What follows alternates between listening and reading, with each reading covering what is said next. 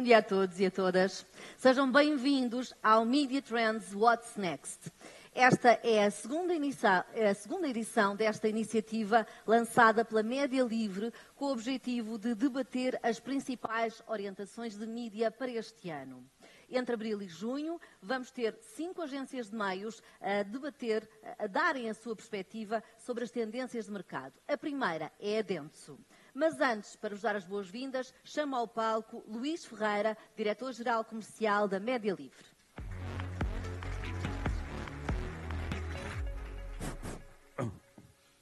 Bom dia a todos. É um grande privilégio estarmos hoje aqui a iniciar a segunda edição deste grande projeto que lançámos no ano passado, que é a Media Trends What's Next. É um grande privilégio porquê? Porque teve uma grande adesão, porque os 5 eventos que realizámos no ano passado tiveram em média de 80 a 100 pessoas, é porque realmente o mercado quer saber, gosta de saber de inovação, gosta de saber o que é que as agências de meios, de alguma maneira, estão a evoluir e estão a pensar. Portanto, nós, enquanto grupo de mídia, estamos muito contentes com a iniciativa, vamos mantê-la este ano e, se mantiver, obviamente, esta adesão, iremos sempre manter, porque acho que é um momento de reflexão bom para todos. Eu não posso deixar de sublinhar um tema que não sublinhei no passado e gostava de sublinhar neste primeiro evento. Todo este projeto nasceu de uma pessoa que está aqui presente e que me desafiou a fazer. Essa pessoa que está aqui presente e que me disse ao telefone: Luís, tenho uma ideia, como é que a gente faz isto e para fazer aquilo, e nós, cada um no seu carro, fomos batendo bolas e deixou este projeto que fez tanto sucesso. Essa pessoa chama-se Samuel Rolinho. Portanto, o dono da ideia deste projeto não é a Mídia Livre, não sou eu, começa na cabeça do Samuel Rolinho. Obviamente que isto depois, esta minha referência não é à borda, ou seja, não é, mas é o que é, mas o seu dono, portanto, foi desafiado pelo Samuel Rolinho para fazer este projeto e estamos muito orgulhosos, muito contentes com a adesão do projeto, quer em termos públicos, quer em termos das agências de meios, e são 5 excelentes momentos de reflexão sobre todas as disciplinas, todas as áreas de inovação da mídia que estão a acontecer no mundo e em Portugal. Dito isto e feita esta referência, queria só partilhar com vocês um bocadinho o que é que a Mídia Livre também está a fazer, porque nós somos, de alguma maneira, não tivemos ideia, mas somos quem paga o croquete e o croissant, e de alguma maneira temos que mostrar aqui o que é que estamos a fazer diferente. Nós temos investido muito e temos feito muito numa área que é muito carinhosa, que é a Media Livre Boost Solutions, que hoje em dia tem um peso muito grande na nossa operação, mas eu queria partilhar primeiro um pequeno vídeo do que é que temos feito de diferente. Nós cada vez mais apostamos nesta área da complementariedade de toda a comunicação das marcas e conseguimos fazer projetos de grande alcance, com grande dimensão e com uma entrega de grande qualidade, mas eu queria partilhar o vídeo do nosso portfólio e depois também queria partilhar com vocês 2 novas novidades.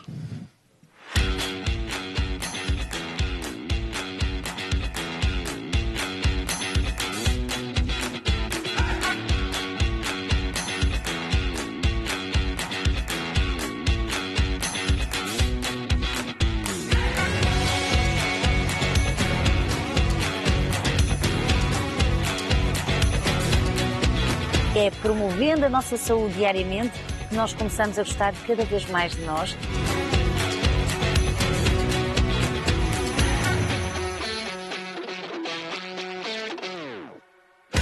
It's not a matter if Mother Earth will be here or not. It's a matter of we will. Nós precisamos dos oceanos para nós podermos sobreviver como seres humanos. Vamos passear então, vamos conhecer a tua La Dolce Vita. Eu gostava que tu visses um canto que para mim foi muito especial. A cromoterapia aqui do carro. Un ottimo antipasto con formaggio. Levar a bandeira portuguesa foi um orgulho. A minha alimentação é a base do carboidrato e, sobretudo, a proteína. 20% é talento, 80% para trabalhar. Consumo de produtos proteicos, que é essencial.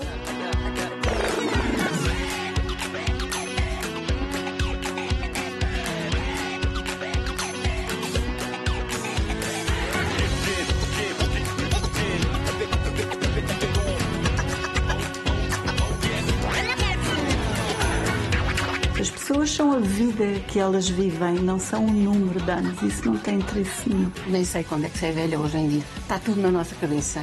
Sejam felizes.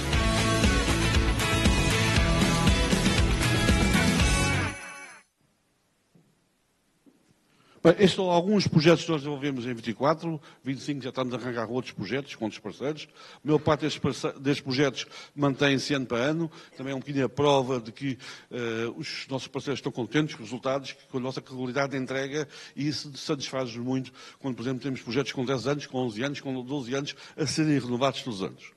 Mas nós queremos ir mais à frente. Eu acho que cada vez mais um grupo de mídia como a Mídia Livre, que é o único grupo, de alguma maneira, que trabalha todas as plataformas, que tem o maior portfólio de marcas, tem a obrigação também na nossa indústria de inovar e de fazer mais dentro desta área da Boost, dos projetos especiais. Este ano lançámos 2 novas áreas. Vamos primeiro ver uma área que é muito carinhosa, onde já fizemos alguns projetos, vocês viram, que é a Boost Vídeo. Portanto, toda a produção de vídeo temos dentro de casa muitas pessoas, não só também temos 2 canais de televisão, mas também temos muitos colaboradores que trabalham connosco, que fazem projetos de vídeo fantásticos, como viram o caso da Mercedes e outros casos que apresentámos no portfólio, mas vamos conhecer um bocadinho qual é o nosso propósito também na Boost Vídeo. Força! Vale 1000 palavras. Mas e um vídeo? Um vídeo dá emoção. Faz ecoar uma mensagem. Marca. A Média Livre Boost Studio é muito mais que uma produtora de vídeo. Com equipas dedicadas e presentes em cada etapa, asseguramos resultados que falam por si. Produzimos conteúdo de vídeo à medida. À sua medida. E contamos histórias, as suas e as que importam contar.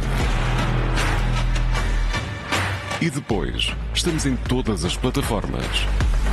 Televisão, sites, redes sociais e até mesmo nos seus canais internos. Tudo isto, chave na mão e sem preocupações. Porque cada frame, cada segundo, cada momento é valioso quando é autêntico. Somos Média Livre Boost Studio. Produção de excelência. Amplificação poderosa. Resultados entregues. Sempre. Esta nova unidade dentro da Boost Studio é algo que estamos a apostar bastante, como dizia há pouco, com a contratação de novos elementos, desde guionistas, desde operadores de câmara, como também temos parcerias com os melhores produtores nacionais. Este trade-off que fazemos entre produção das séries, das minisséries que estamos a fazer para parceiros e depois amplificá-las, quer no digital, quer nos nossos 2 canais de televisão, é algo que é muito poderoso. Lembro também, estava a ver a Leonor, e há uns anos fizemos uma coisa muito gira também com a Leonor, com a fibra, portanto, ou seja, e de alguma maneira já é algo que está no nosso ADN fazer esse tipo de projetos. Outra área que também está no ADN do grupo, devido também à história da antiga Cofina, quando tinha os jornais gratuitos, que era tudo a lógica da ativação de marca. O método, o destaque, por aí fora. Sempre continuámos a fazer muitos projetos, mas achamos também que era o ano de investir mais nesta área. A lógica da ativação de marca, da proximidade com os consumidores, é para nós também um dia-a-dia com as nossas marcas, desde os jornais, à televisão, à rádio agora. Portanto, ou seja, achamos que devíamos apostar mais nesta área, porque temos um grande conhecimento de terreno, de como é que se montam este tipo de operações, e de alguma maneira que quisemos ainda aprofundar mais e fazer projetos diferenciadores. Podia também passar o vídeo da Boost Experience. Para nós, quando se trata de impactar os consumidores, não há limites. Apenas o desafio de ser real, autêntico e memorável. Assim nasce a Boost Experience. De pessoas para pessoas, com o propósito de capitalizar o nosso know-how em ativação de marca, colocando-nos como parceiros únicos. Porque, pela sua marca, vamos até mesmo à Lua.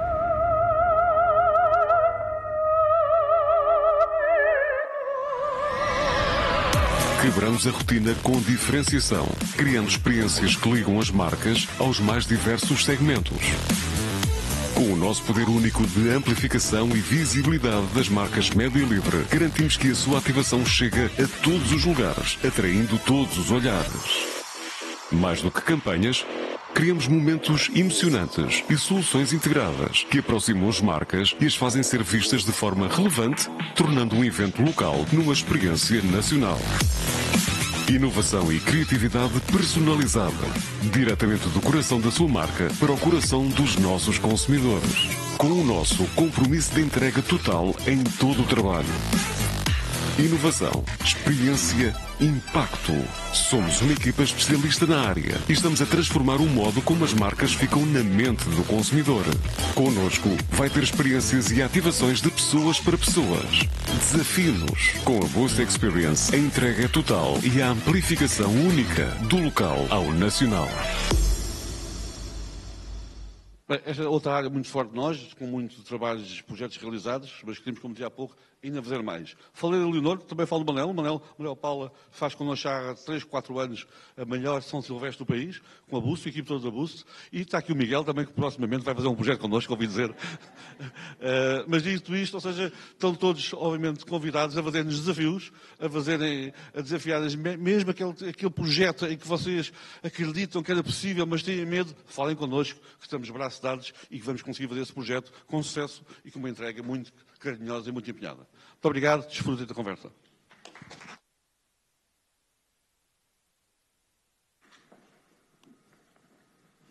Muito obrigada, Luís. Antes de passarmos para a apresentação do estudo, eu gostava de fazer aqui um pequenino desafio à audiência, para não estarmos só sentados a assistir, mas também para participar. Quem é que aqui já deu por si a fazer scroll, por exemplo, nas redes sociais, sem ter de clicar em lado nenhum? Quase todos, não é? Quem é que já falou, entre aspas, com um chatbot, um assistente virtual, e pensou, nem que seja para alguns instantes, que estava a falar com uma pessoa? Já me aconteceu, confesso, com apoio cliente. Quem é que já teve dúvidas se o conteúdo que estava a ver online era verdadeiro ou falso? Quem é que já se sentiu impactado, ou se calhar até emocionado, com uma campanha publicitária que, por exemplo, viu na televisão em algum lado? E quem é que vê mais plataformas de streaming, como a Netflix ou a Amazon Prime, do que a televisão dita generalista?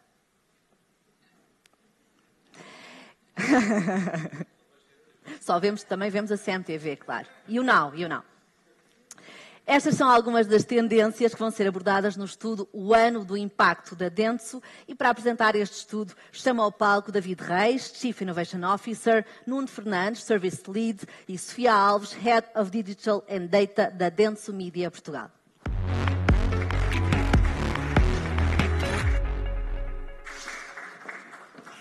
Bem, a Marta já fez spoiler de tudo aquilo que vamos falar hoje. Não, mas... Esta é a segunda edição que nós fazemos em parceria com a Mídia Livre da apresentação do estudo das Media Trends para o próximo ano, mas na verdade é a 15ª edição que o Grupo Dentsu faz deste estudo internacionalmente, onde junta um conjunto de especialistas nos vários mercados e tenta perceber o que é que se está a passar e condensar em grandes blocos de tendências aquilo que irá certamente marcar o próximo ano no que diz respeito ao panorama de mídia e das marcas.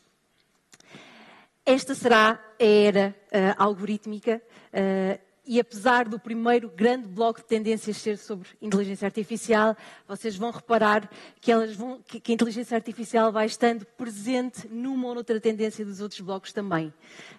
E uma das coisas que nós vimos durante todo o ano passado foi, todas as semanas, havia uma empresa que dizia que tinha algoritmos mais rápidos, mais coerentes, com benchmarks mais precisos e não poderíamos falar de inteligência artificial sem dizer que ela já está nas nossas vidas. Não é só quando vamos ao ChatGPT ou Gemini fazer uma prompt e interagir com essas plataformas de inteligência artificial que as estamos a usar. Devem ter visto esta semana que Meta lançou o Meta AI dentro do WhatsApp, dentro do Instagram. Já temos Generative AI, assim como muitas outras plataformas, nomeadamente Duolingo, que lançou o Duolingo Max, em que nós temos um tutor de inteligência artificial que nos ajuda a aprender línguas. Mas uma das coisas que, principalmente para pessoas com algum tipo de incapacidade visual, têm sentido uma grande melhoria da forma como interagem na internet, é o facto de ser muito simples traduzirmos texto em imagens e criarmos estes alt text que de repente fazem com que seja mais simples para estas pessoas conseguirem, através dos seus leitores de conteúdo, ler uma imagem e traduzir por palavras aquilo que elas não conseguiriam ver. Portanto, há aqui uma componente muito importante de inclusão que a inteligência artificial está a trazer e também de inclusão quando podemos dar o exemplo do Reddit, que em França traduziu massivamente com a tecnologia do ChatGPT todo o seu conteúdo de francês para inglês, disponibilizando assim a milhões de pessoas que não falavam inglês um conteúdo que não tinham à disposição até à data. Mas nem só para o bem a inteligência artificial está a ser usada e uma das coisas que os consumidores mais estão divididos é se temos mais efeitos positivos do que negativos. 51% dos consumidores acham que temos efeitos mais positivos do que negativos. 49% pensam o oposto. Portanto, estamos aqui muito divididos se isto é uma coisa boa ou má. Uma das coisas más é a capacidade de criarmos deepfakes de uma forma muito simples, sem precisarmos de perceber muito de redes sociais e de internet. Temos aqui o exemplo do Tom Hanks, que o ano passado sentiu a necessidade de vir dizer: atenção, não sou eu que estou a vender um plano dental, é a inteligência artificial, alguém que o fez por mim e está a publicar isto e a publicitar a sua empresa dessa forma. O que é que os consumidores exigem das marcas? Os consumidores, 84% dos consumidores europeus não têm problemas que as marcas usem inteligência artificial, querem que haja este disclaimer.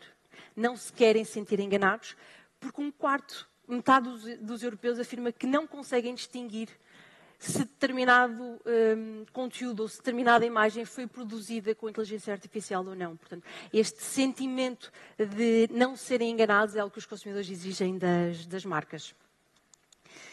Mas não só no nosso dia-a-dia e no WhatsApp nós temos mecanismos de inteligência artificial. Nós, profissionais de mídia, já temos sentido, principalmente no último ano, quer em Meta, quer em Google Ads, aqui trazer e embutir inteligência artificial dentro daquilo que é o nosso trabalho, nomeadamente Meta introduziu tudo o que é Advantage Plus, onde é mais simples nós criarmos campanhas, criarmos copies diretamente dentro da plataforma, usarmos estes algoritmos de inteligência artificial para otimizar budget, para percebermos que criatividades funcionam melhor, e Google com a aposta grande que está a fazer em Performance Max, que é uma black box, nós metemos por lá um conjunto de criatividades e copies, não definimos audiências e a máquina traz-nos conversões. Portanto, o que é que isto está a fazer? Com que se torne mais fácil alguém que não percebe mídia começar a fazer campanhas e essas campanhas terem resultados. Mas também quem percebe, sabendo que esta é uma nova realidade e que conseguimos brincar com este tipo de algoritmos, não os negar à partida e começar a explorar e a tirar mais vantagens das campanhas que faz. O que é extremamente importante? É perceber que isto está a acontecer e não vale a pena negarmos, mas percebermos o verdadeiro impacto e o potencial que isto tem e como é que o podemos fazer. Mapeando muito bem que tipo de eficiência que o uso de inteligência artificial nas nossas campanhas nos traz. E devemos ter pelo menos uma destas três coisas. Ou uma eficiência de processo, ou seja, reduzirmos o tempo gasto a montar determinada campanha, fazer determinada criatividade, ou termos eficiências de mídia, ou seja, uma economia de custos por estarmos a usar determinada campanha com determinada feature de inteligência artificial, ou, idealmente, eficácia de mídia, ou seja, aumentarmos as vendas, aumentarmos os nossos resultados, por estarmos a utilizar aquele tipo de tecnologia. Portanto, os marketeers devem começar a ter isto nos seus roadmaps, mapearem muito bem o tipo de iniciativas e garantirem que não estamos a testar só para testar, estamos a medir o verdadeiro impacto desta realidade. E outra realidade é, durante o ano passado, 60% das pesquisas do Google, quer nos Estados Unidos, quer na Europa, não geraram um clique.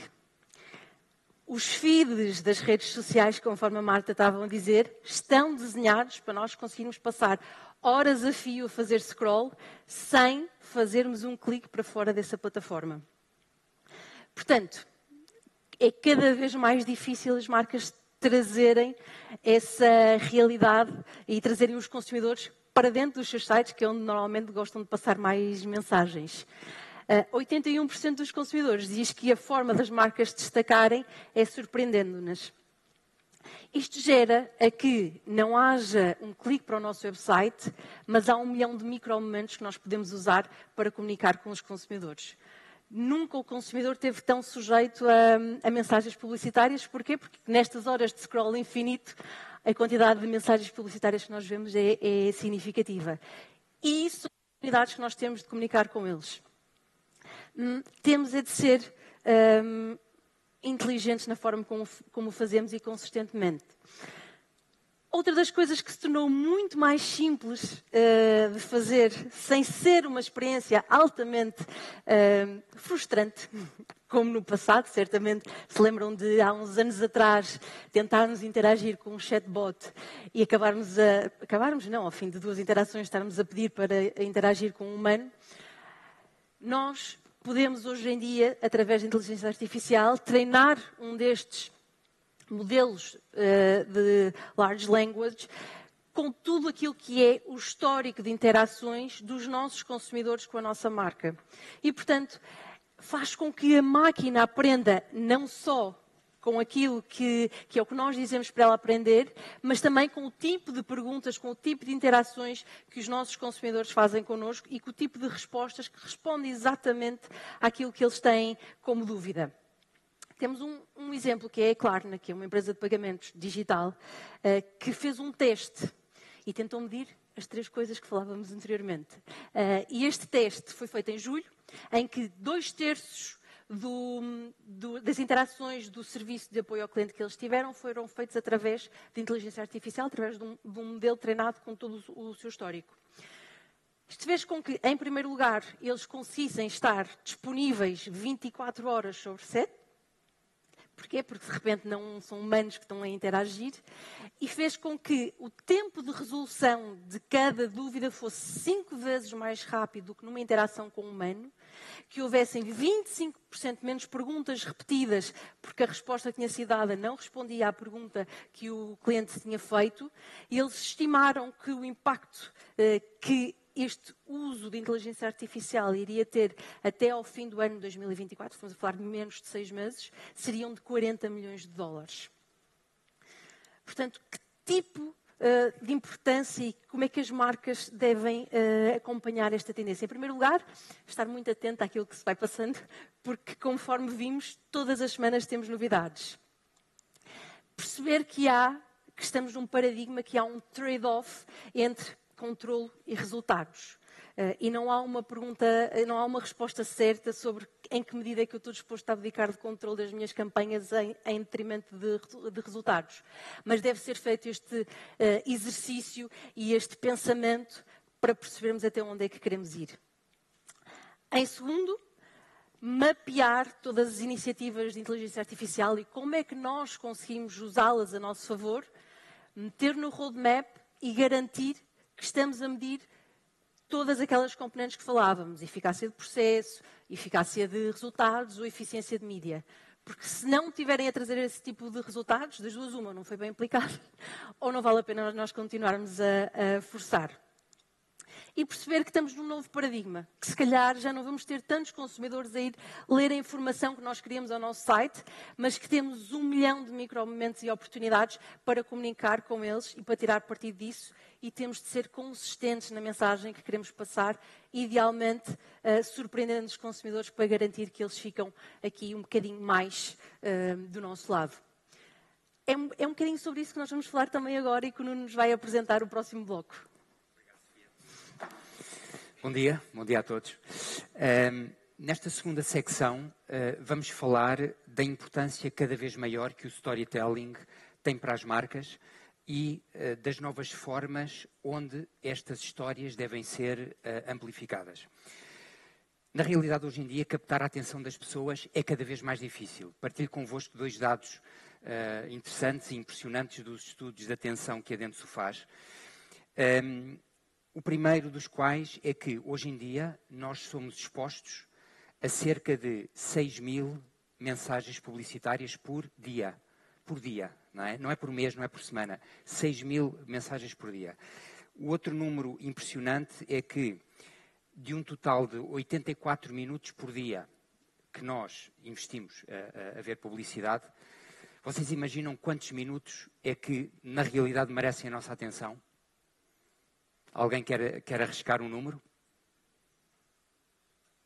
Não sejam tímidos. Quantos? Epá. Frio. 9 minutos. 9 minutos de atenção de um total de 84 minutos a ver publicidade. De facto, é um desafio para as marcas. Estamos a falar só de 10%. Só 10% deste tempo é que capta a nossa atenção.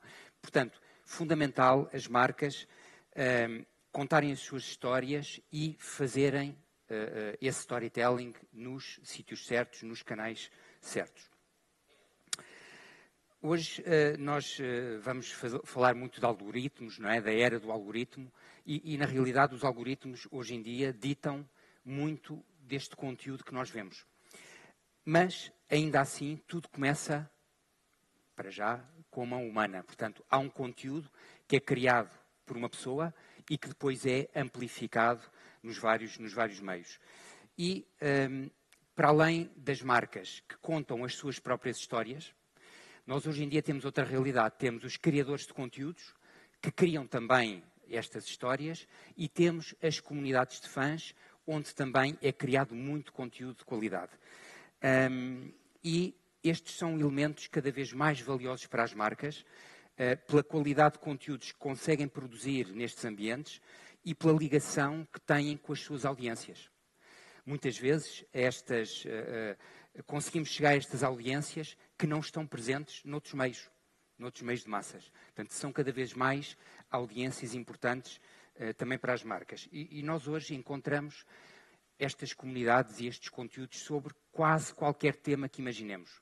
Não é? Quase qualquer tema, por mais que seja um tema específico de nicho, deve haver certamente uma comunidade que o discute, não é? Com muita profundidade e com muito vigor. Portanto, por um lado, pela qualidade dos conteúdos que são discutidos nestes fóruns e pela especificidade, estes influenciadores têm uma capacidade de influência junto das suas comunidades que as marcas não podem desprezar e não podem esquecer na definição da sua estratégia de comunicação. E muitas vezes esta capacidade de prescrição é inclusivamente superior à capacidade de prescrição das marcas quando falam de si próprias. E, portanto, algo de facto a levar em conta. Quando falamos em criadores de conteúdos, enfim, há alguns ícones que nós conhecemos e que são expoentes máximos, não é, desta realidade. Um deles é o MrBeast. Para quem não conhece, ele é um norte-americano de 27 anos, tem quase 400 milhões de seguidores no YouTube e é conhecido por investir milhões nas suas produções de vídeo. Portanto, ainda agora falávamos também da importância crescente que o vídeo tem e, de facto, o MrBeast tem uma ligação com a Gen Z absolutamente incrível. Portanto, quando falamos de um influenciador com poder, com capacidade de criar conteúdo interessante, quando somamos isto ao domínio na era dos algoritmos e, portanto, perceber como é que esta mensagem pode chegar eficazmente às pessoas, temos, de facto, um poder de influência absolutamente incontornável e, como veem, as marcas estão lá, estão a usar e faz parte da sua estratégia. Nesta segunda tendência, nós falamos um pouco da realidade da Connected TV e começamos por destacar a importância do vídeo quando nós queremos gerar emoções e gerar emoções é absolutamente chave para termos sucesso no nosso storytelling. Falávamos do vídeo logo desde o início da sessão, o Luís falava aqui também da aposta da mídia livre nesta área e, portanto, é absolutamente chave a criação de vídeo de qualidade. E isto leva a investimentos continuados nesta área por parte dos vários operadores, na criação destes conteúdos ao vivo e no desenvolvimento das capacidades e das soluções de publicidade que existem cada vez mais nestas plataformas de vídeo. Começando pelos conteúdos, nós sabemos que os conteúdos ao vivo, não é, que os eventos ao vivo têm uma capacidade de gerar audiências em massas como nenhum outro. E, portanto, nós vemos cada vez mais as plataformas, para além das séries que nós conhecemos, dos filmes, etc., olham para estes conteúdos ao vivo como conteúdos vitais para ganharem escala, para ganharem dimensão e para ganharem audiências. Recordemos, por exemplo, que o Super Bowl, ano após ano, ganha um conjunto de espectadores e atinge recordes, não é? Em 2024 foram 126 milhões de espectadores que, afinal, o Super Bowl conseguiu reunir. Portanto, estes são conteúdos que cada vez mais são olhados pelas plataformas de streaming como conteúdos valiosos para que ganhem escala. E nós vemos estes conteúdos são, efetivamente, quando olhamos para os eventos desportivos, eles estão no top de audiências em termos globais. Falamos do Europeu de Futebol, falamos dos Jogos Olímpicos, falamos destas finais e, portanto, eles são cada vez mais parte integrante da oferta das plataformas. E, em paralelo, as plataformas vão anunciando soluções cada vez mais interessantes a nível de publicidade, por forma a irem construindo não só audiências de massas, mas também conseguirem vender essas audiências aos anunciantes. E este é um contacto poderoso. Imaginem aquilo que é um utilizador logado, portanto, totalmente addressable, que está a olhar para um conteúdo, eventualmente no maior ecrã lá de casa, não é? na sua sala. Portanto, é um contacto poderosíssimo para as marcas usarem e contarem as suas histórias. Por outro lado, outra realidade interessante é que, à medida que vai ganhando escala as audiências que estão disponíveis aqui em termos de Connected TV, e à medida também que isto é vendido no modelo programático, vai havendo anunciantes que olham para isto como um canal de comunicação que, se calhar, antes não olhavam como um canal de comunicação para si. Mas hoje em dia conseguem chegar às suas audiências de nicho, audiências mais segmentadas, através destas plataformas e através da segmentação que elas permitem. E, portanto, traz também outros anunciantes para meios de massas que, porventura, não equacionavam com os modelos tradicionais. E a importância dos algoritmos é absolutamente determinante na capacidade de fazermos chegar as nossas histórias, as histórias das nossas marcas às pessoas. É tão importante, não é? Fala-se já nesta algorithm availability, que é tão importante como a physical availability ou como a mental availability. Porque sem esta disponibilidade de fazer chegar as histórias aos nossos públicos, nós não conseguimos, de facto, ganhar nestas vertentes todas. E esta procura de mais engagement leva a um crescente refinar dos algoritmos. Ainda, com certeza, tem aqui algum terreno pela frente, mas cada vez mais os algoritmos fazem com que se consigam entregar conteúdos de forma mais personalizada e, portanto, mais relevante. E tudo isto alavancado pela inteligência artificial, que permite, de facto, esta chegada mais personalizada destes conteúdos às nossas audiências. E estes algoritmos selecionam não apenas o conteúdo que nós vemos, mas também as peças publicitárias que são mais eficazes em conseguir gerar engagement e resultados de negócio. Portanto, eles estão aqui a condicionar estas duas vertentes. Não é só conteúdo, é também a nossa capacidade, as nossas mensagens que criamos, elas são selecionadas de acordo com aquelas que vão tendo mais capacidade para gerar resultados de negócio, quer seja de branding, quer seja de consideração, quer seja de conversão.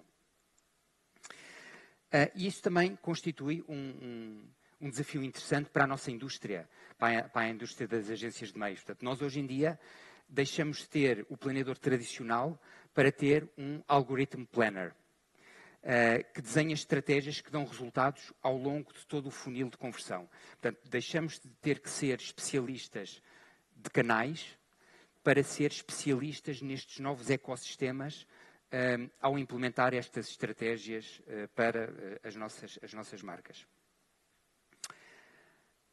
Em conclusão, o que é que é importante retirar desta fase, deste segundo bloco de tendências para as marcas? Um primeiro ponto é que há uma nova forma de construir audiências de massas, que é somando estas audiências de nicho, que cada vez são mais importantes e com as quais conseguimos chegar a audiências mais segmentadas que não estão disponíveis nos meios de massas. Portanto, há uma nova forma de construir audiências de massas, somando audiências de nicho cada vez mais relevantes, com a utilização da data, com a utilização da inteligência artificial. Depois, o tema da oportunidade da Connected TV. Cada vez há mais opções de advertising nas plataformas. Também a possibilidade de integrarmos conteúdos das nossas marcas nas séries, nos conteúdos que são disponibilizados, num ambiente de excelência, de contacto para as nossas audiências. Portanto, algo, de facto, a ter em conta como complemento da nossa comunicação. E depois, entender também que a oportunidade da era dos algoritmos, entender bem isto e entender que temos que investir em criatividade. A criatividade fraca prejudicará cada vez mais o alcance. Se nós não investirmos em criatividade, ela não vai ser selecionada para chegar aos nossos consumidores. Os algoritmos também vão ditar isso, vão determinar isso. Portanto, cada vez é mais importante a mídia estar perto da criatividade, a criatividade estar perto da mídia, em modelos também de maior integração, para nós conseguirmos em conjunto criarmos os conteúdos certos, veicularmos esses conteúdos nos canais certos e conseguirmos gerar resultados de negócio, que ao fim e ao cabo é para isso que aqui estamos todos. Na terceira parte, o David vai-nos falar um bocadinho da importância da qualidade. Obrigado, Nuno. E, portanto, falando neste próximo bloco de qualidade, hoje em dia, com as ferramentas Generative AI, qualquer leigo com muito pouco conhecimento consegue produzir conteúdo e disponibilizá-lo em tantas e variadas formas nas redes sociais e, portanto, cada vez há mais conteúdos e o tempo é sempre igual. E, portanto, é necessário que as marcas consigam, de alguma forma, saber onde estar, como estar e garantir qualidade no meio de tanto conteúdo e garantir relevância e a atenção dos consumidores. Portanto, falando de qualidade, temos também de falar das transformações daquilo que é o ecossistema e a grande tendência que é o retail media e aquilo que tem sido a sua transformação. Retalho hoje em dia não é só, como foi durante muito tempo, presença nas lojas físicas, em termos de advertising, topos, promoções, ou até às vezes no digital como complementos secundários daquilo que era essa presença. Não. Hoje em dia é uma presença e um peso muito relevante. Tem um crescimento de cerca de 12,7% ao ano. E hoje em dia os retalhistas conseguem retirar partido de tudo aquilo que é a data transacional dos seus consumidores. E, portanto, conseguem registá-lo, armazená-lo, trabalhá-lo, aquilo que são as suas compras por produto, por SKU, a sua recorrência de compra, aquilo que é o cabaz médio de cada pessoa. E tudo isto é informação riquíssima, especialmente para conseguir comunicar com eficácia no fim do funil, quando as pessoas já estão in market e quando precisamos de criar os triggers certos para fechar novas compras. Isto é uma tendência tão grande que, de alguma maneira, revolucionou o negócio, o modelo de negócio dos retalhistas. E temos, por exemplo, o caso da Amazon, em que já fatura, nos últimos 4 trimestres, 50 bilhões de dólares só em advertising. E isto já representa 10% da receita total do retalhista no seu negócio. Portanto, é algo que de facto muda completamente e podemos pensar que é só uma tendência mais de lower funnel, mais transacionável, mais de conversão. Não. Há uns anos atrás, se calhar todos ficámos muito surpreendidos de uma Amazon criar presença numa área de entretenimento com o Amazon Prime. Mas faz todo o sentido, porque todos os retalhistas perceberam esta riqueza e começaram a caminhar para os outros estágios do funil, quando as pessoas não estão in market e estão em fase de awareness, simplesmente a consumir conteúdo, e já a importância que é começar a trabalhar marca aí. Então imaginem uma Amazon começar no entretenimento e quando as pessoas não estão in market, para depois continuar essa estratégia mais à frente. E não é só o retalhista, ou quem se associa ao retalhista, que consegue tirar partido disto. Na verdade, esta data também pode representar outro modelo de negócio e os retalhistas revenderem, disponibilizarem esta informação tão rica para que as marcas, as agências, possam ativar esta data em termos de segmentação, com base em critérios de transação, em qualquer sítio, em qualquer inventário e, portanto, conseguir quase que utilizar o valor da retail media por toda a web. Não são só os retalhistas que têm este valor, também as empresas na área financeira e aquelas que estão em processamento de pagamentos começam também a ter estes dados de transação. Nós temos em Portugal, por exemplo, uma Data4Deals que já consegue disponibilizar com aquilo que são os seus acordos com os diferentes bancos, data transacionável para ativarmos com publicidade programática, mas a própria PayPal já criou uma plataforma de advertising com base nos seus próprios dados. E temos ainda outros casos, como por exemplo uma Mastercard com uma Universal que fizeram aqui um complô de quem tem o conteúdo e quem tem a data transacional para também poder tirar todo o partido. A próxima tendência recupera aqui um pouco do que a Sofia falou, do que são estas novas conversações com Generative AI e como isso mudou a forma como as pessoas pesquisam e como acedem à informação. Se tivermos muito tempo a utilizar motores de pesquisa e a escrever keywords e tudo isto ter algoritmos relativamente mais simples para perceber que marcas mostram, hoje em dia essas regras mudaram.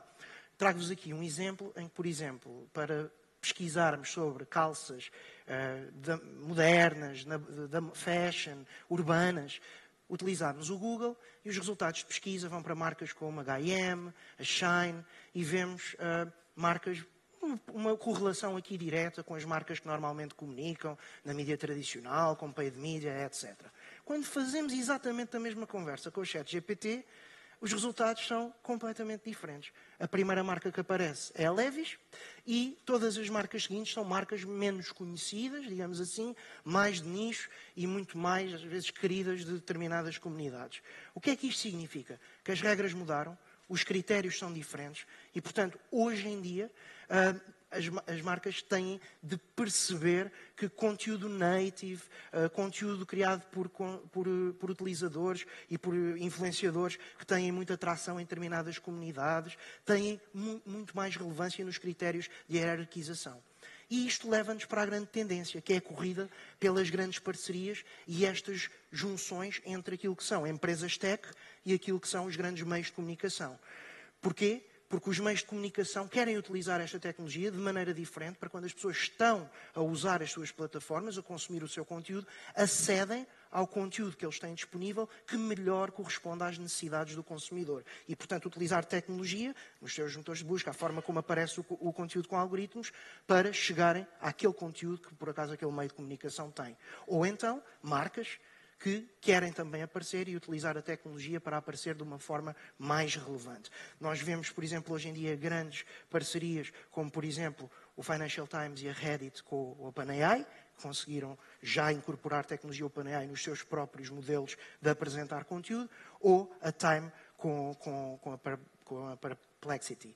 E, portanto, tudo isto acaba por mudar muito a forma como os meios privilegiam a maneira de apresentar conteúdo.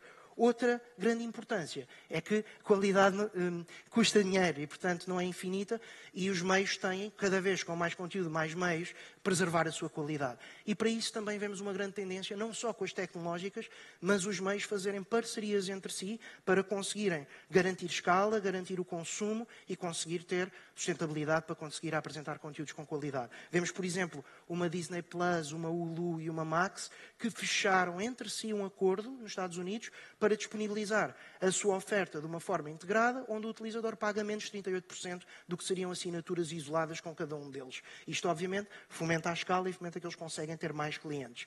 Outra coisa, por exemplo, uma Netflix com um Carrefour já faz, não em mídia, mas dá outros benefícios aos seus consumidores, e quem, portanto, é assinante Netflix tem esse desconto, e já temos essa realidade em Portugal. No último mês, não sei se viram, o Continente fez a mesma coisa com o Disney Plus, e, portanto, quem tinha cartão Continente poderia subscrever a Disney Plus com 30% de desconto, e, portanto, vemos esta tendência da parceria.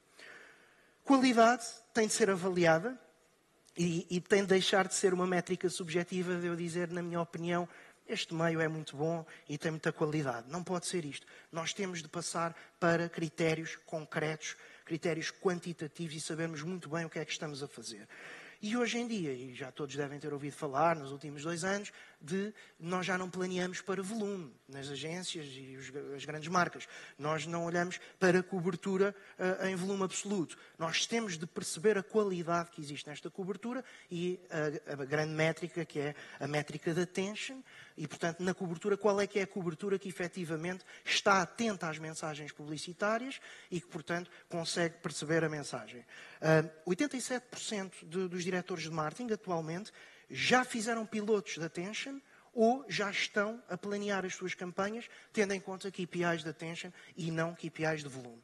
Nós, na Dentsu, já trabalhamos com novas soluções de medição avançada que tentam ir um pouco além da attention, que é o início. O início é, ok, a pessoa está atenta e está a ver o conteúdo, então, e o que é o resultado dessa interação? Portanto, nós temos soluções que permitem o Brand Lift Cross-Media, que é entender como é que determinado canal já muda a percepção de marca para, por exemplo, objetivos de branding, quantificarmos o custo por mudar essa percepção e compararmos os meios assim, ou então já ferramentas mais focadas em receita, o MMM, onde nós conseguimos, com sistemas de modelização, perceber o ROI efetivo que cada canal teve, mesmo numa campanha que não tem objetivos de curto prazo, um ROI a médio prazo. E, portanto, fazer as nossas escolhas de maneira mais consciencializada.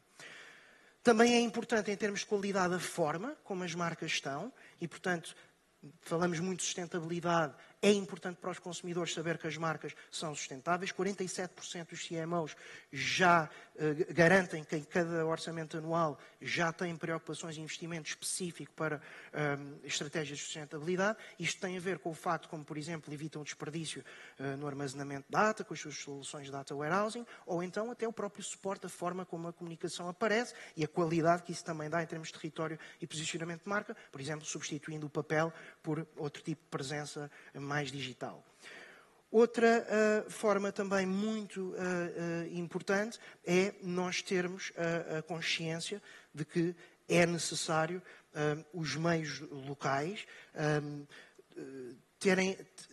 os meios locais têm uma qualidade, e toda a gente sabe isto de forma subjetiva, muito relevante naquilo que produzem. Têm pessoas com formação, têm experts, têm grandes processos de trabalho, cada um próprio, e é preciso compreender que esta qualidade tem o seu valor. E, portanto, nós temos de garantir que conseguimos, quando avaliamos a presença da marca, perceber que utilizamos os mesmos KPIs de avaliação de qualidade para conseguir distinguir isto.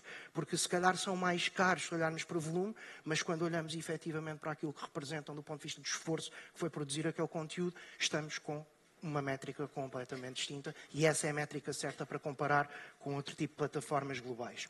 Portanto, num recap deste bloco, nós vemos por um lado, que retail media não é uma moda, retail media vai crescer, vai ser cada vez mais frequente nos media mixes das marcas e naquilo que são os seus planos de comunicação, nós termos um peso maior no advertising feito nas próprias plataformas de retail media, mas também na utilização das audiências de retail media em todos os outros canais e naquilo que utilizamos como segmentação. Outra questão muito importante é como é que as marcas e os meios de comunicação conseguem tirar partido destas parcerias tecnológicas, como é que introduzem a tecnologia naquilo que é a forma que têm de disponibilizar o conteúdo, e é cada vez mais relevante a escolha das tecnologias e a escolha dos parceiros para conseguir ser inteligente e eficaz na forma como disponibilizamos o nosso conteúdo. Por fim, medição avançada, ter a certeza que já não planeamos para volume, e que conseguimos, de facto, fazer todo o nosso planeamento, seja de campanhas de branding, seja de campanhas mais viradas para a conversão, com outcomes. Saber, efetivamente, cada euro que eu gasto, quanto é que eu tenho de retorno, seja em percepção de marca, seja em ROI efetivo. E pus aqui uma cunha para conseguir ainda um último bloco extra, a 10ª tendência, e que é a distribuição desigual. Nós, num panorama atual, teríamos quase que a sensibilidade de que conseguimos estar cada vez mais interconectados, cada vez com conteúdo mais acessível e estamos todos com mais informação. E a verdade é que não é bem assim, pelo menos ao dia de hoje. O que é que acontece? Nós temos ouvido muito, ultimamente, tudo o que é notícia, este grande jogo de xadrez, que é aquilo que são as grandes tecnológicas, a quererem desenvolver tudo e mais alguma coisa do ponto de vista tecnológico, de conseguirem mais escala, de conseguirem mais soluções de personalização, tudo mais, mas depois há o outro lado. E é o lado que o Estado, que os reguladores tentam, de alguma forma, perceber onde é que está o equilíbrio ético até e perceber como é que conseguem garantir a segurança e a privacidade dos consumidores. E, portanto, estamos aqui num limbo e muitas vezes há dias que acordamos e que estamos mais para um lado e para o outro e é preciso ter muita atenção. Atenção, porquê? Porque isto tem um impacto real e uma consequência real no que é o consumo da mídia e do conteúdo. Não sei se têm ideia, mas as próprias plataformas tecnológicas, a Meta, o TikTok, etc., o Google, têm features específicos que nos mercados estão completamente disponíveis, noutros mercados não estão. E isso tem a ver com regulação. Por exemplo, no Brasil, a Autoridade Nacional de Proteção de Data, não validou aquilo que era a política de privacidade de Meta e então Meta não pode recolher os dados do consumo que os utilizadores e do engagement que têm com os posts. O que é que significa? Quando as pessoas vão ao feed, o algoritmo não é tão personalizado como é, por exemplo, em Portugal, onde tudo isso é possível. Portanto, por um lado, há privacidade, mas por outro lado, a experiência não é a mesma e os utilizadores não conseguem ter algo tão personalizado e, se calhar, com tanto fit às suas necessidades. Também, certamente, já viram mensagens como esta, naquilo que é a disponibilidade do conteúdo. Quantas vezes nós vamos a plataformas de streaming, como a Netflix, o Prime, à espera que um filme ou que uma série esteja disponível e, na verdade, ele não está disponível no nosso mercado. Isto porque há questões de licenciamento, estratégia comercial, de acordos, que eles variam conforme a geografia. E, portanto, nós não conseguimos, de certa forma, ter a certeza do que é possível e isto causa grande desigualdade entre os países. Outra coisa importante, e às vezes até cruza com a própria regulação. Se, por exemplo, vocês tiverem ideia que o TikTok, há cerca de 2 meses, quase deixou de estar disponível, não é? Uma das maiores redes sociais, foi só 10 horas, mas podia ter sido muito mais. Outra questão da acessibilidade é também o paywall, ou seja, quantas vezes nós vemos ali as gordas de um post, entramos e, na verdade, os meios de comunicação têm de ter modelos financeiros sustentáveis e, obviamente, os seus modelos de subscrição. E depois o conteúdo não está disponível. E, portanto, também por questões de poder de compra e às vezes até tecnologia, as pessoas não conseguem aceder da mesma forma ao conteúdo.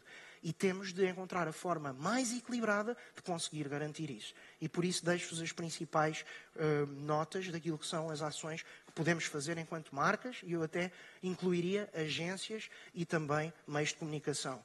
O primeiro é que, de um ponto de vista de compreender aquilo que é a experiência do utilizador em cada sítio, por estas questões das plataformas terem features diferentes, nós temos de entender muito bem que fazer uma estratégia utilizando o algoritmo de Meta em Portugal já pode ser diferente do que em Espanha. E quem diz esta tecnologia diz qualquer tecnologia. Portanto, as marcas têm de ter presença local e perceber muito bem como é que é a experiência e até onde é que a tecnologia vai para nós conseguirmos personalizar essa experiência. Segundo, é claro que é importante estar nos meios globais, é claro que temos muito mais escala, é claro que podemos usufruir de tecnologia de ponta do ponto de vista algorítmico, mas não há meios mais relevantes localmente do que os meios de comunicação locais. E é necessário garantir uma proximidade e uma relação permanente com estes meios, porque se um dia o TikTok não estiver disponível, Se nós só estivermos no TikTok, o que é que acontece à marca? Ou seja, nós temos de garantir que estamos distribuídos e que temos boas relações e que tiramos o melhor partido de cada coisa a nível local. Tão importante ter equipas locais. E, por fim, aqui uma questão também importante que é meios de comunicação, marcas e agências têm um papel ativo e uma responsabilidade também nesta matéria de disponibilizarmos o conteúdo, de fomentarmos um maior acesso, mitigarmos esta desigualdade. Quer as marcas na sua estratégia de conteúdo e naquilo que constroem e que disponibilizam aos seus consumidores, muitas vezes de forma gratuita, quer naquilo que também são as parcerias, como já vimos até com o produto da Mídia Livre e de outros publishers nacionais, onde é possível, com especialistas de cada tipo de temáticas, criar conteúdo com as marcas e poder transmiti-lo e disponibilizá-lo às audiências de uma maneira que até então não era possível, portanto contribuindo para uma maior experiência e até, eu diria, vida das pessoas e dos portugueses. E assim termino este último bloco. Vimos 10 tendências que eu acredito que, como os meus colegas, são altamente relevantes. Algumas já estão bastante cimentadas, outras nós vemos que estão a ganhar muita atração. É preciso, enquanto marcas, sabermos quais aquelas ou aquelas ideias que esperamos aqui ter transmitido, que conseguimos de alguma forma aproveitar naquilo que é a especificidade de cada categoria e naquilo que nos pode dar uma vantagem competitiva. E, portanto, nada melhor do que dar essa voz às marcas e ouvirmos essa opinião no próximo painel. Muito obrigado.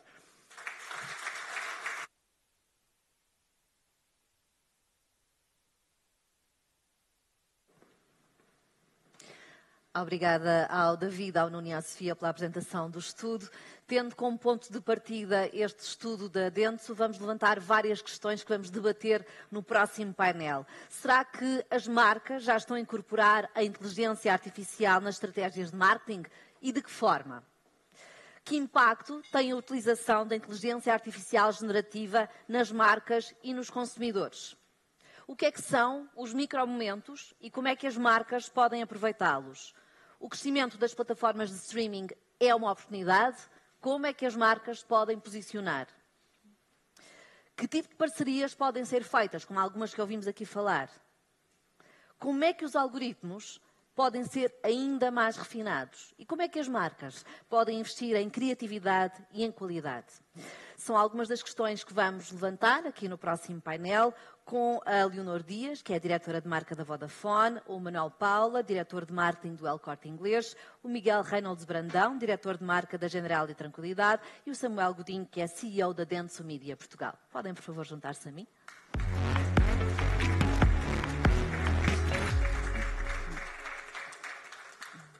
Como quiserem, Samuel, se quiser aqui, como quiserem.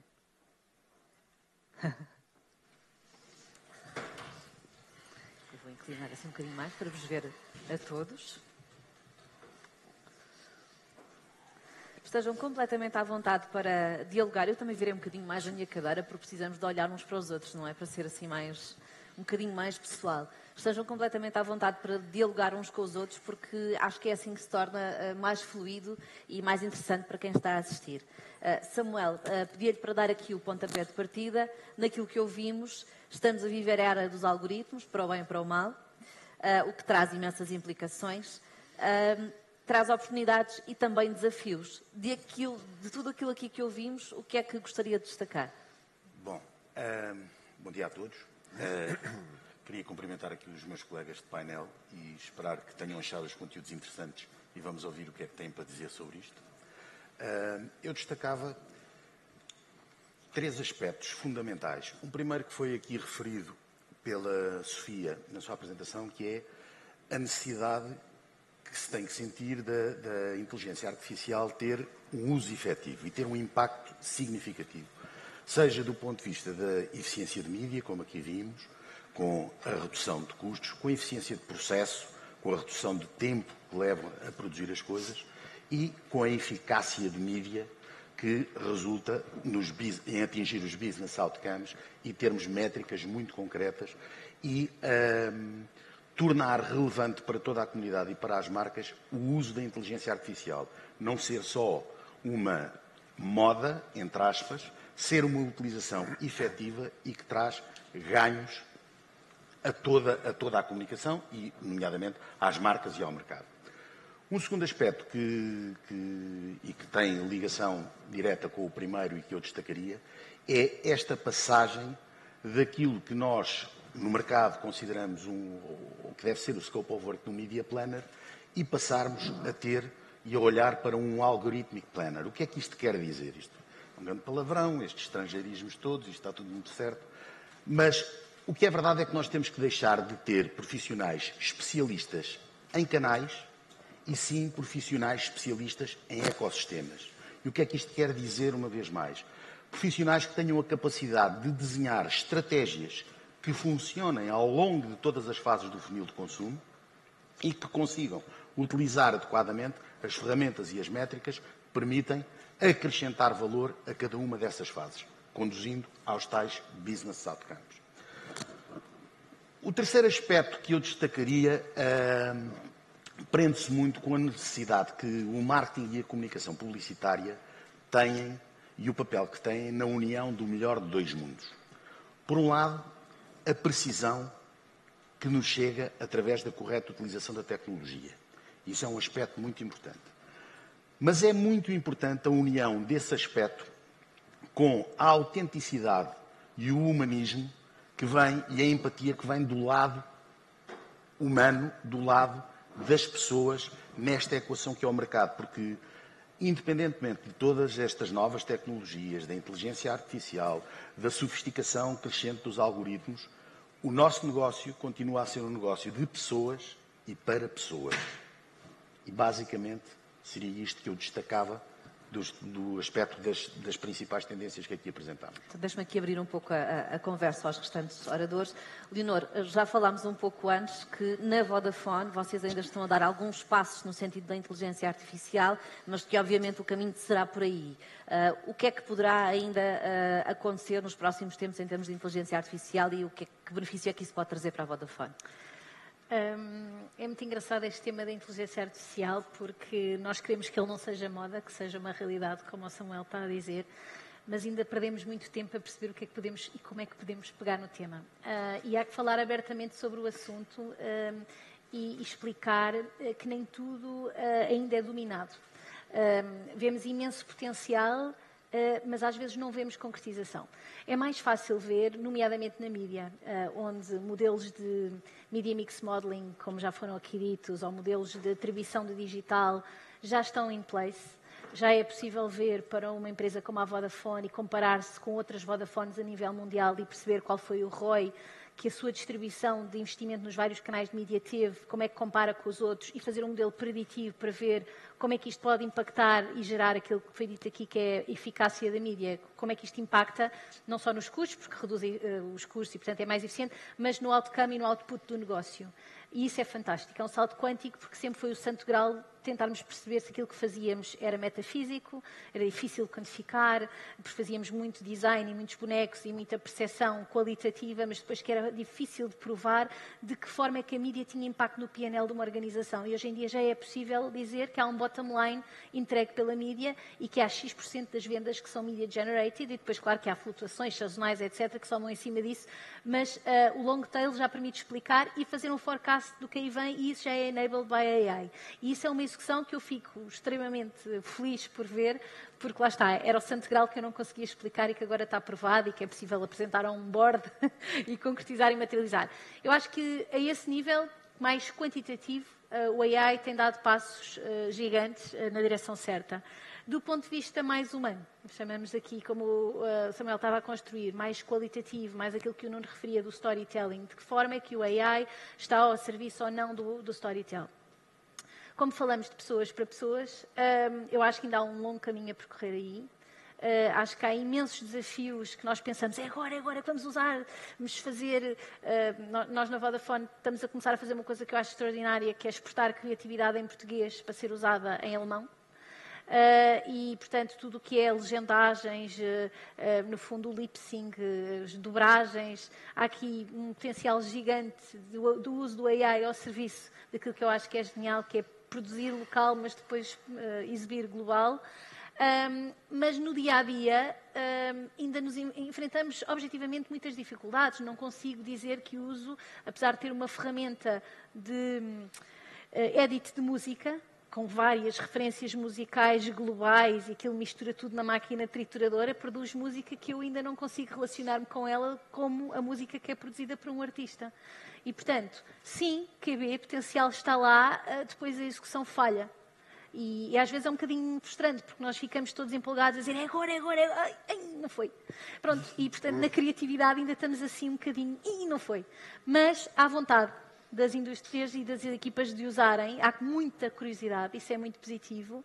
Acho que toda a gente reconhece um potencial gigante, mas depois a parte operacional, na minha experiência pessoal, tem sido mais fácil na parte analítica e quantitativa do que na parte qualitativa, onde se levantam problemas éticos também gigantes. Para marcas grandes que depois ficam sujeitas também a problemas reputacionais. Nós temos uma coisa na Vodafone Grupo que é AI Ethics by Design. Portanto, a questão do uso responsável do AI para defender os interesses dos consumidores.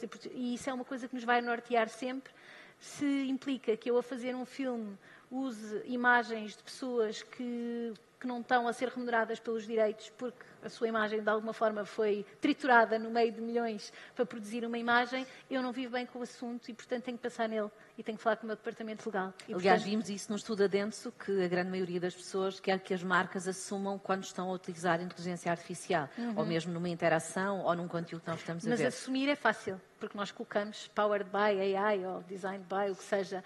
A questão é, será que estamos a cumprir a cadeia de valor que costumamos cumprir? E isso não é claro ainda. Ainda há muitos steps que vão ser dados e se calhar com alguma regionalização num país é de determinada maneira, não sabemos. Está tudo ainda nos baby steps, mas com muita vontade. Manuel, no El Corte Inglês já estão a dar alguns passos na inteligência artificial generativa. Quer dar alguns exemplos? Sim, bom dia. Nós, na verdade, estamos a começar a dar os primeiros passos com a inteligência artificial como um todo, na generativa, mas basicamente nós vemos a inteligência artificial como um enabler de eficiência. Não é? Ao fim e ao cabo, a inteligência artificial apoia-se nos dados e esses dados servem para ganharmos eficiência a todos os níveis da empresa. Não é? Não só na relação com o cliente, mas naquilo que é a logística, naquilo que são as dinâmicas de pricing, naquilo que é toda a otimização da cadeia de valor ou mesmo da relação com o cliente. E, portanto, na prática, nós olhamos para a AI dessa maneira. É uma fonte de eficiência e, portanto, de otimização do bottom line, quer pela via da redução ou da otimização de custos, quer pela via do aumento das receitas. E na via do aumento das receitas é onde o marketing está mais presente, nós trabalhamos a captação do dado. E temos-lo feito de forma que estamos claramente, e tal como a Leonor dizia, nós também estamos nos primeiros passos, mas temos a consciência de que é preciso ir buscar esses dados ao cliente para ser mais assertivo com a comunicação que temos com eles. E, portanto, temos feito, desde há 2, 3 anos a esta parte, um caminho quase em paralelo de marketing para o marketing de dado, ou seja, trabalhamos com um duplo objetivo de vendas ou de notoriedade de curto, médio prazo, mas também de dados que vemos como um potencial de negócio médio e longo prazo. Tentamos trabalhar nos dois. E premiamos as pessoas que partilham esses dados connosco, quer pela via de descontos adicionais, de serviços adicionais, de vantagens que os outros não têm, por aí fora. E essa é a forma de ir captar o dado e, portanto, dar consistência à nossa base de dados, que depois se alimenta ela própria por via daquilo que é a comunicação com o cliente. Portanto, este é o momento da angariação do dado. E estamos também a trabalhar naquilo que é a aplicação do dado, que é nós conseguimos já, através do que esses dados nos dão, perceber que tipo de clientes temos. Se temos clientes que nos compram regularmente, se temos clientes mais esporádicos, se temos clientes mais centrados numa área de negócio ou noutra, e, na prática, trabalharmos a comunicação diferenciada em função daquilo que queremos dizer a cada pessoa. Claro, tudo isto também corre em paralelo com aquilo que são os planos de mais e, portanto, com a otimização da chegada ao cliente, por via da Adenso também, naquilo que é os planos de mais, quer por via da programática, quer por via, como dizia o Samuel, de ecossistemas dentro de cada um dos publishers e, portanto, tentamos otimizar a chegada por aí.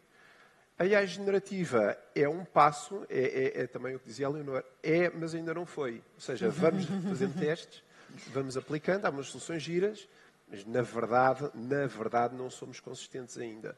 Porque estamos a lutar, vamos ver, a AI generativa faz sentido se nós pensarmos nela enquanto captador de atenção. Ok?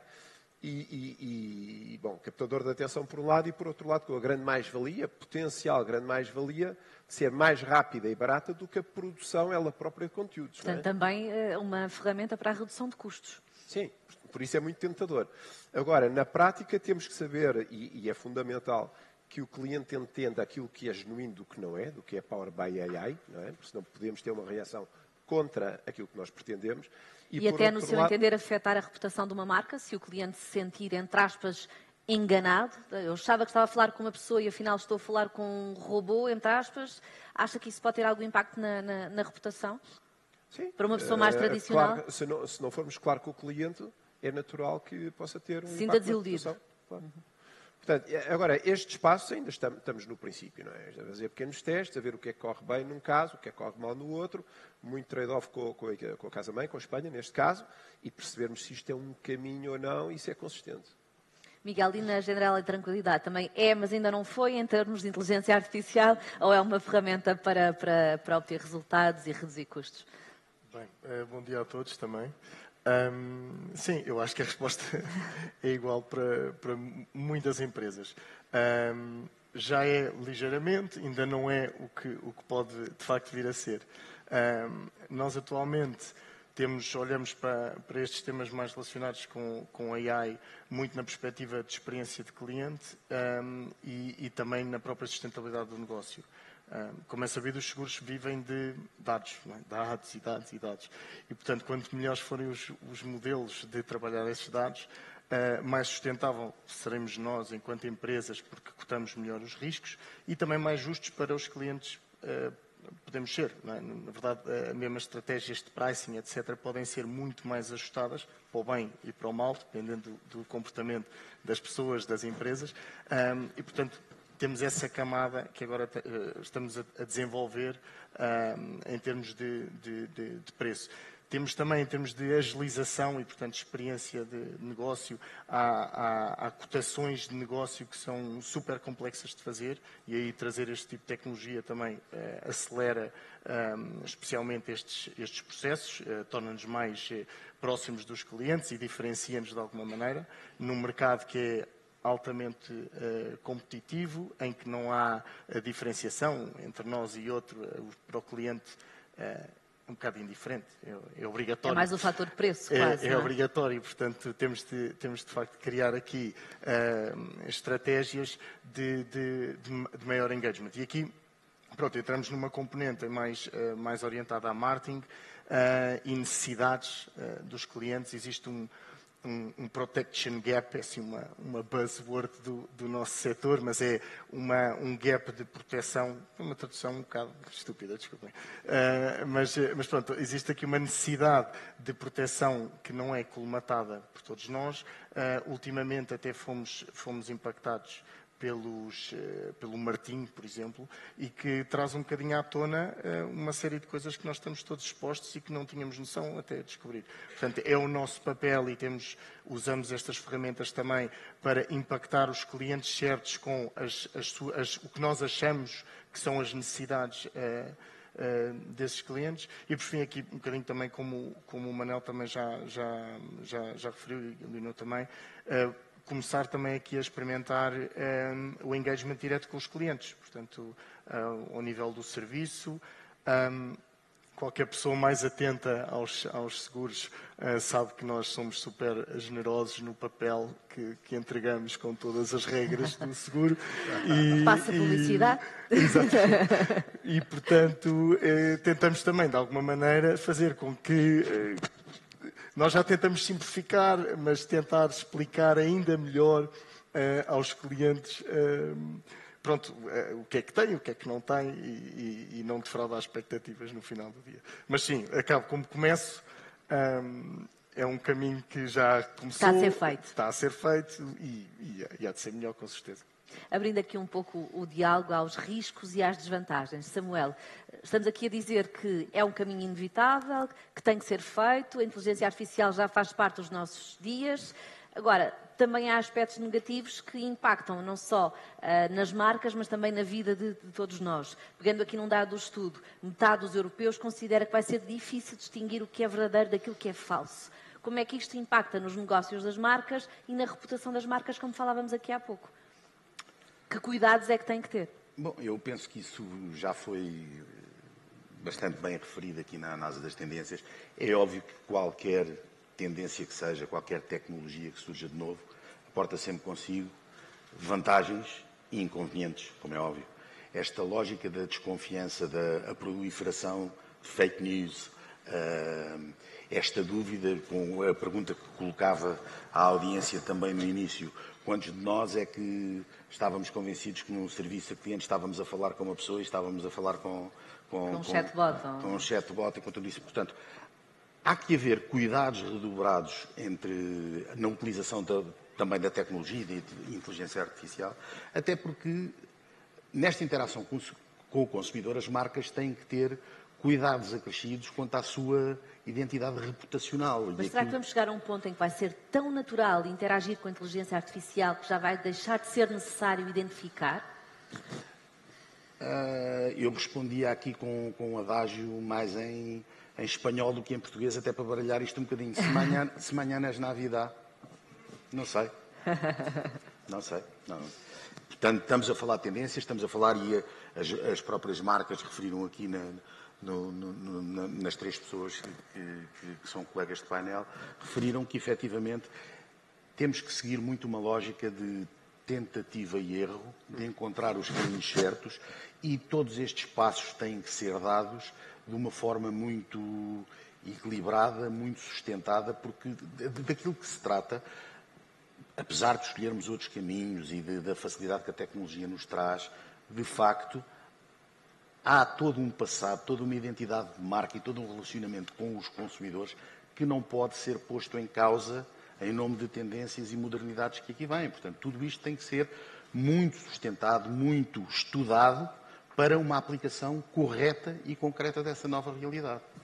Deixe-me colocar aqui esta... Diga, Leonor, diga. Eu construí aqui um bocadinho em cima, porque acho que temos um exemplo bom dentro de casa.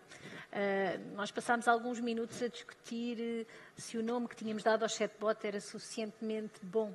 E uma das coisas que tínhamos como preocupação era que não passasse por ser uma pessoa. Pronto, designámos o Toby porque achámos que, enfim, que tinha essa conotação meio robótica e que se calhar identificava bem. Toby? Toby.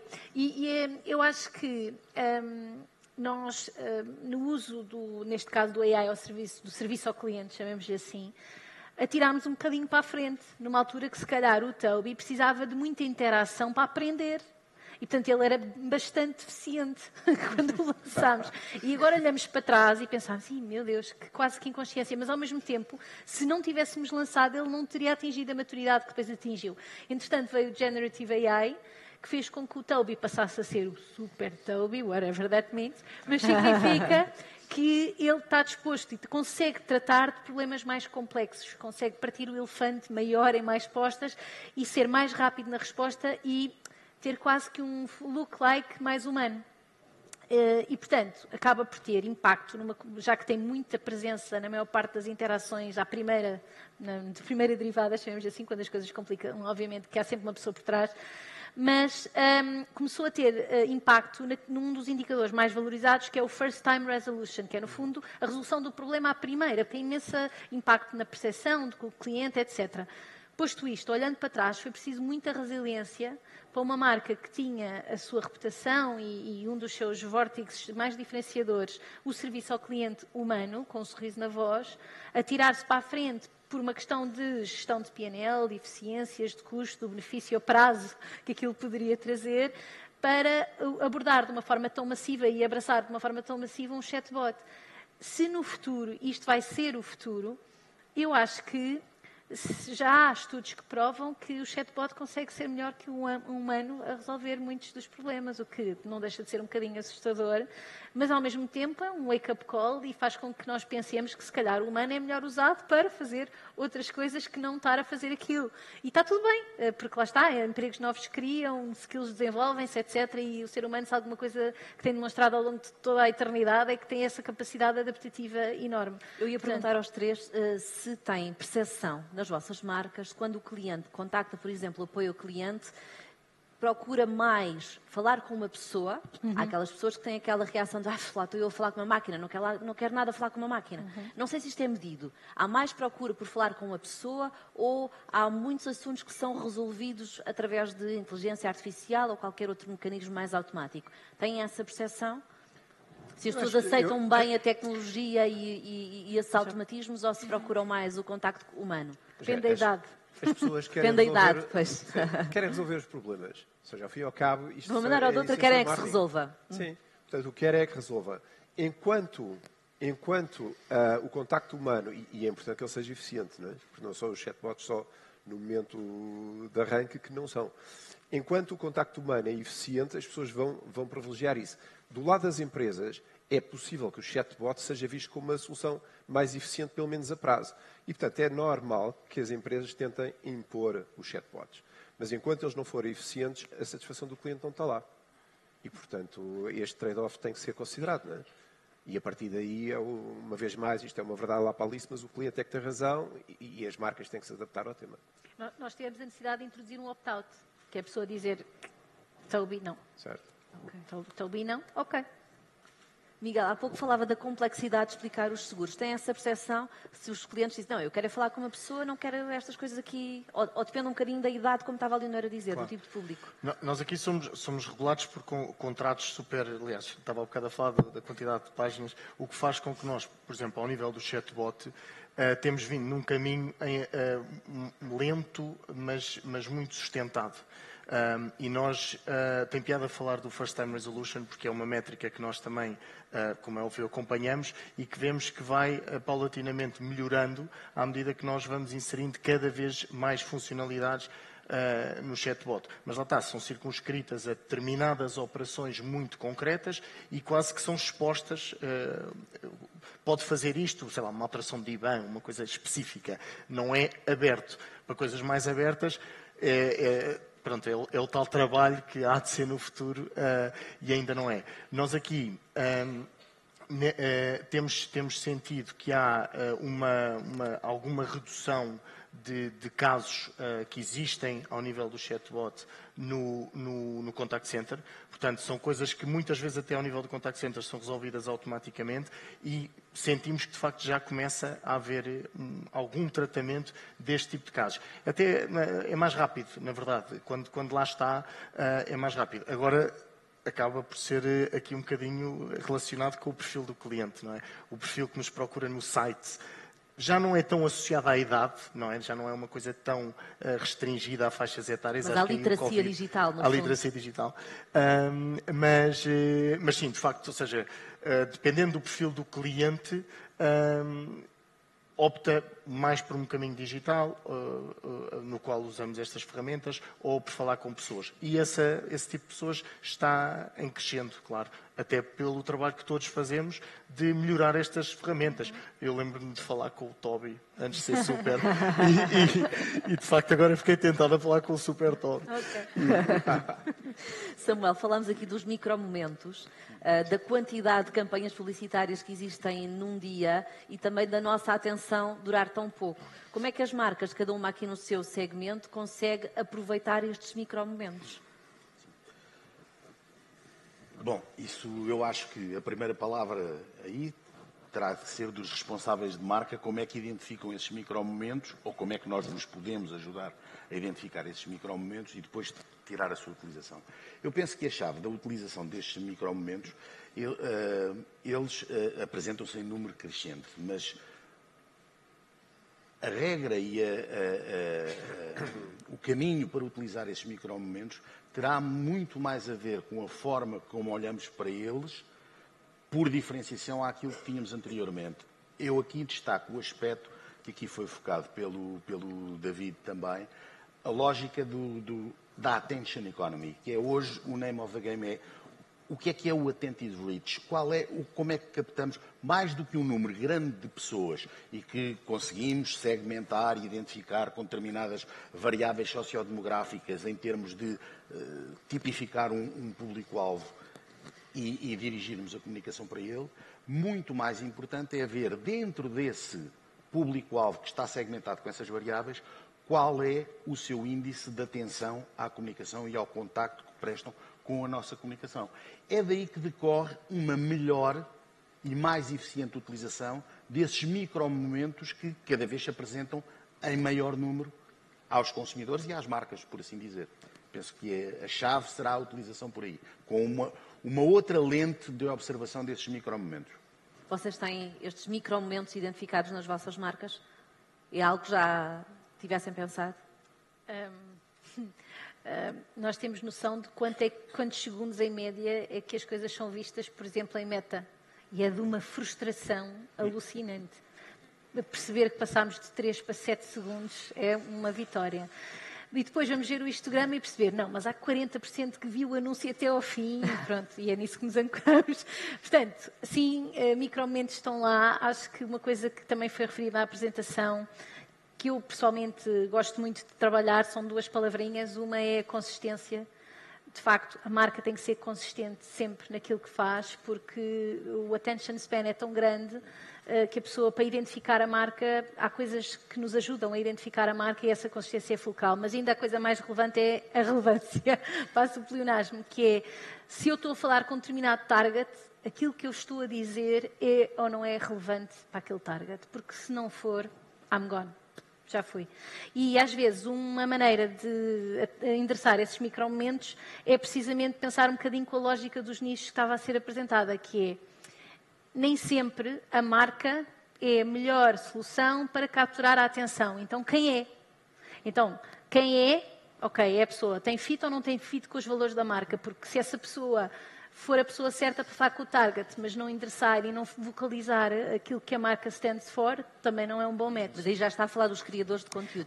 Estou porque acho que, às vezes, os micromomentos viram médio-momentos, porque as pessoas querem consumir alguém que depois explica porque é que a marca é importante na vida e de que forma é que impacta a sua vida. Eu acho que as duas coisas se cruzam e os micro acabam por endereçar os nichos também que estávamos a falar há pouco. E às vezes, ao falar para um nicho, a campanha torna-se mais global. Completamente. E muitas vezes aquilo que temos feito na Vodafone é fazemos um layer de publicidade pura e dura, mas depois tentamos trazer a publicidade para a vida real das pessoas. Isso significa falar de saúde mental com 4 miúdos que tenham experienciado o problema e que de maneiras diferentes pediram ajuda. Isso significa entrevistar pessoas que fizeram o seu come out enquanto pessoas da comunidade LGBT e que processo é que passaram por. E, de repente, aquilo que temos é publicidade institucional, enfim, de storytelling típica, mas depois brought to life para a vida real e as pessoas querem ver e querem ver mais minutos do que o simples spot de 1 minuto que nós adoramos fazer.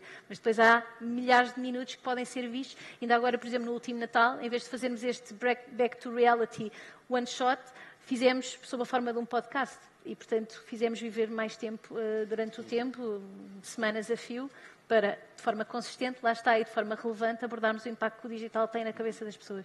E, portanto, uma empresa de telecomunicações, acho que foi... Eu acrescentava só um aspecto... Está a funcionar, sim. Acrescentava só um aspecto que referi, que era um dos 3 aspectos que destacava. Tudo isto que estivemos a falar, esta história dos micromomentos e a diferente utilização e a diferente janela de observação que temos, isto mais não é, e reflete na totalidade aquela necessidade que eu referia, que hoje um profissional da área da mídia tem que ser um algoritmo planner, tem que deixar de ser um especialista em canais e tem que ter a capacidade de estar a olhar para o ecossistema todo e ver como é que ele interfere e materializa em cada fase do funil, tendo em vista o funil de A a Z. Okay? Continuando aqui nesta lógica dos nichos e dos micromomentos, vocês também sentem que há aqui uma ligação entre os nichos e o storytelling e o marketing de influência, os criadores de conteúdos? Como é que fazem em termos de estratégia? Sim, com todo o boom que há no digital, é evidente que, e há pouco falava-se daquele número de 6 mil por 6 mil mensagens, não é? Mas nós fizemos houve 2 reações. Por um lado, e estou-me a lembrar da história dos spots e o vídeo online, não é? Deixámos de fazer spots longos e passámos a reequacionar a forma como os fazemos. Porque, na prática, chegámos aos vídeos, ao vídeo online, era tudo skippable, não é? E, portanto, começámos a falar de pequenos formatos, de pequenas durações, logo desde o primeiro frame, e ver se a coisa não fica distorcida. Não é? Portanto, do ponto de vista criativo, isto é algo que nós temos vindo a fazer à medida que o consumo de mídia aumenta da maneira que está a aumentar. E depois, do ponto de vista de chegada ao cliente, através de todo o esforço da personalização. Porque a personalização põe o cliente no centro, e ao pôr o cliente no centro, na verdade, tentamos dar-lhe a importância que ele quer ter e deve ter. Não é? Sobre a questão dos nichos, claro que ao falarmos com nichos, estamos a falar com menos pessoas, mas mais homogéneas nos seus interesses. Portanto, é mais fácil, por exemplo, no nosso caso, é mais fácil falar com pessoas que têm animais de estimação, ou animais de companhia, ou com pessoas que têm crianças em casa, porque sabemos que são nichos, têm interesses comuns, numa fase da vida, pelo menos, há determinadas mensagens que lhes queremos passar e conseguimos fazer. Ainda ontem eu falava com a equipa sobre listas de casamento, no serviço que temos. Claro que isso é um nicho. E, portanto, é mais fácil, é mais difícil chegar às pessoas, mas vezes lá chegares é mais fácil captarem a atenção. A questão dos influencers. Eu acho que nós vivemos um cenário em que cada vez os influencers são mais mass media e menos influencers, no sentido em que estão a perder especialização no subject, não é? no tema. E então, é claro que continua a haver e devem ser considerados como tal. Na verdade, são influenciadores se conseguirem influenciar os outros a pensar de uma determinada maneira. E se não forem, nós olhamos uma ótica pura de CPM, como outro canal. E basicamente é assim que temos visto todos estes micromomentos. O Miguel há pouco dizia que os seguros é porque tem que ser e as pessoas fazem porque é obrigatório, mas um bom storytelling, uma história muito bem contada, pode mudar um pouco essa percepção. Claro, faz com que as pessoas fiquem cheias super de vontade entusiasmadas por fazer o seguro. Claro, chegam muito mais mas podem identificar-se mais com uma marca do que com outra através da sua história. Não, mas nós trabalhamos exatamente para isso. Portanto, eu estava a dar o exemplo, aquele exemplo extremo de que, de facto, é uma obrigação e que, se Deus quiser, nunca se terá de usar. E depois, em parênteses, quando se usa, já agora, a ver se consegue ter mais qualquer coisa, sei lá, o carro já estava arriscado, como me bateram, então vou tentar reparar tudo, ou já tinha uma infiltração e vou tentar também que isso faz muitas vezes com que as expectativas também sejam defraudadas. Mas voltando ao assunto aqui que estamos a falar, em termos de comunicação a nicho, como dizia também há bocado, nós temos esse cuidado de tentar cada vez ser mais granulares na comunicação e tentar, não só através de dar o alerta dos tais gaps de proteção e tentar que os clientes fiquem mais sensibilizados para os riscos que podem estar a correr e que vão continuar a correr, simplesmente podem ou não estar protegidos. Também em termos de informação relacionada com os seguros, os nossos seguros são super generalistas. O mesmo seguro serve para muitos segmentos, mas pegando aqui no exemplo do Manuel, o mesmo seguro que é para o avô é para a mãe de família e aquele seguro tem coberturas de babysitting, por exemplo, que são muito mais relevantes para a mãe para ir ao cinema e tem coberturas de apoio ao domicílio que são muito mais relevantes para o avô, mas é o mesmo seguro. Portanto, a nossa forma de comunicar e de granularizar aqui a comunicação é super relevante, ou seja, endereçar mesmo estes clientes como nicho. Em relação a influencers, acho que é um veículo que nós não estamos ainda a explorar, que vemos já a ser explorado e com todo o mérito. Estou-me a tornar repetitivo, mas não estão a explorar por ser uma área dita mais séria, mais regulada, a área dos seguros? Somos muito cautelosos sempre a entrar nas coisas. Tudo o que dizemos pode ser usado contra nós, quase. e portanto, estamos a fazer esse caminho. Mas como é óbvio, há mérito até na própria exposição desta complexidade numa linguagem mais corrente, dependendo do público-alvo. Pode fazer sentido, há companhias que já o fazem e bem feito. E, portanto, será uma ótima estratégia, como é óbvio. Em relação aqui ao crescimento do streaming, Samuel, e ao facto de já não vermos televisão como antes, esta é uma oportunidade para as marcas também se posicionarem? Sim, eu já não vejo televisão como antes, sobretudo porque a graduação vai aumentando de ano para ano, porque Isso aí implica aqui implica redefinir a questão. O que é ver televisão? Nós assistimos a conteúdos e estamos perante consumidores, todos, e isso aumenta à medida que as gerações vão crescendo, que são agnósticos à plataforma. Estamos a falar o que eu quero consumir e aquilo com que eu me quero identificar e as mensagens com que eu me ligo vêm através dos conteúdos, independentemente da plataforma através da qual eu tenho acesso a esses conteúdos. A questão que se tem que definir agora é o modelo de televisão linear, como estávamos habituados a ver até determinada altura. Claro que vemos televisão de uma forma diferente. Agora, o que é ver televisão? Uma coisa é o conteúdo que nos chega via um ecrã, o maior ecrã lá de casa, como alguém referia aqui há pouco, mas esse não tem que ser, e necessariamente, na comunicação de nicho e na comunicação com segmentos mais jovens, não tem que ser e não é o principal ecrã lá de casa. Mas, por exemplo, quando estamos a consumir conteúdos, é muito frequente, estamos a ver um conteúdo que esteja gravado, vou passar à frente os blocos publicitários. Quase toda a gente faz isto. Portanto, se calhar os anunciantes terão que pensar numa nova forma de anunciar. Referiu aí muito bem, quase toda a gente faz isto e é uma coisa que o nosso mercado funciona muito, com exceção das marcas aqui presentes, como trabalham connosco, eu sei que não pensam assim, que é toda a gente tem um estudo muito representativo cuja amostra sou eu. E depois dizemos todos, não, ninguém vê os anúncios, toda a gente passa. E depois ninguém vê os anúncios quando vamos a estudos mais filtrados, como aqui da Attention Economy, como os resultados que hoje já vamos tendo de Connected TV, e vemos que, de facto, não é assim, não é? Toda a gente anda com os anúncios para trás ou para a frente. Há a velha história dos formatos skippable e non-skippable.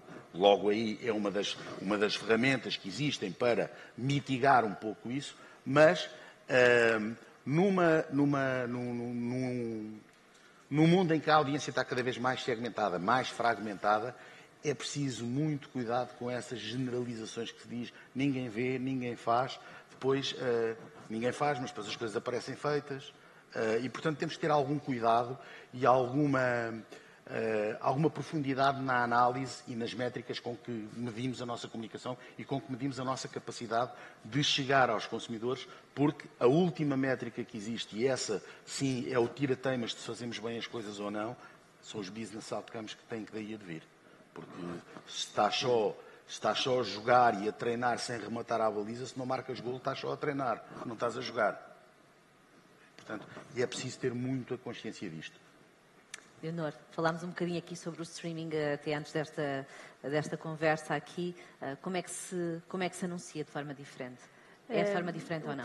O tema do streaming é um tema muito interessante, porque eu, ouvindo aqui o estudo, acho que nós estamos casados com o streaming pelo menos de 3 formas diferentes na Vodafone. Por um lado, o anúncio vai permitir massificar o streaming, no sentido de que as plataformas, depois de cobrarem um premium, apanharam as pessoas todas que estão com willingness to pay um determinado fee, agora se querem aumentar o número de subscribers, de facto o modelo financiado por advertising é um modelo que funciona. Nós, por sua vez, acabamos por ver que é uma tendência emergente que as pessoas, de facto, consumam em grandes quantidades de streaming e binge viewing e tudo isso, e, portanto, estar presente enquanto anunciante numa plataforma de streaming, para nós, faz-nos todo o sentido.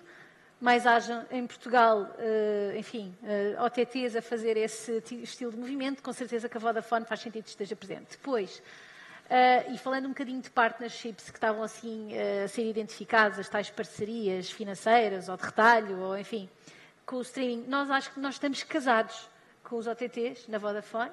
Fomos provavelmente o operador que mais se casou, não sei se é por sermos internacionais, acho que não tem nada a ver, acho que tem a ver com uma estratégia local. O Manel tem listas que de achamos. Exato. Eu acho que nós casámos primeiro curiosamente foi com a Netflix, depois HBO, depois Disney, e o que acontece é faz parte e é um instrumento de diferenciação para a Vodafone, enquanto operador de telecomunicações, dizer que no seu bundle tem X meses deste ou daquele OTT, e isso por si só é diferenciador. E depois há um terceiro nível em que estamos casados, que é muito engraçado e que resultou, lá está, do que é uma parceria, que é trabalhar com alguém que pode ser um bocadinho mais strict, como a Disney com as suas regras. Nós também temos as nossas, mas eles ainda são mais strict.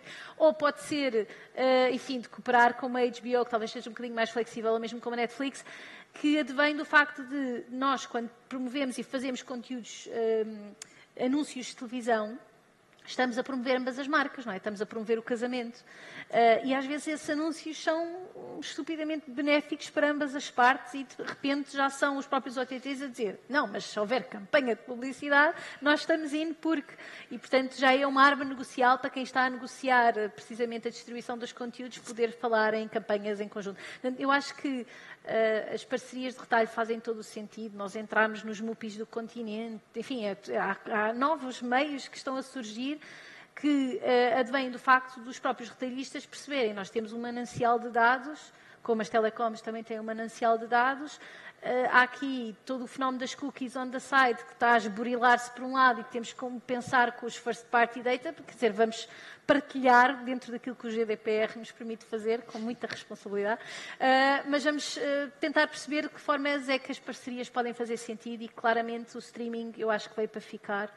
Não é uma nova forma de consumir televisão, é a forma de consumir televisão. Acho que agora já está a dar a volta, como o estudo estava a dizer, ou seja, o streaming já se está a tornar tão mainstream que virou um conteúdo de televisão com a bidar por WWEs e NBAs e a ter modelos mais ancorados em advertising e, portanto, de repente é um shift total da indústria e nós ainda por cima vendemos o serviço de televisão, temos de estar muito atentos a isso e é intuitivo. Manuel, também em termos de parcerias e como falámos anteriormente, até antes aqui deste momento, o El Corte Inglês também tem uma forma de anunciar através de parcerias e de patrocínios, por exemplo, no caso do programa do MasterChef.